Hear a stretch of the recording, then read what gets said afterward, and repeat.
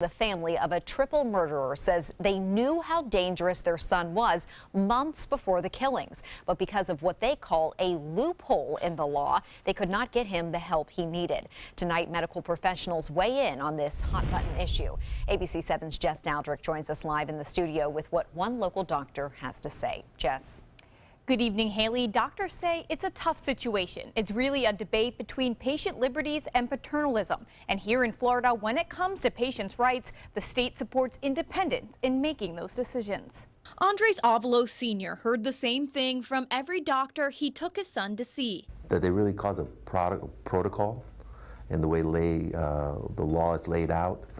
They couldn't violate his rights. He says his son, Andres Avalos Jr., was in denial about his mental state. And without his permission, the law says that doctors couldn't treat him. Andres Sr. and his wife, Nora, saw the danger their son posed. They say that they can't violate their rights. Well, the community has a right to.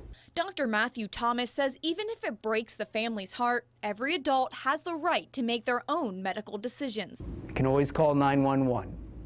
To, if possible, get them to the emergency room. But Nora and Andres Avalos Sr. did those things. So Dr. Thomas recommends that if a family member feels their loved one is a threat to others, they should file a court order asking a judge to initiate what's called the Baker Act.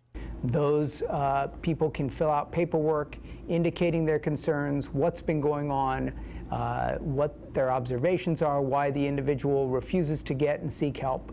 If the judge approves the court order, the Baker Act would allow health professionals to evaluate and assess the individual involuntarily. It allows doctors to hold that patient for up to 72 hours.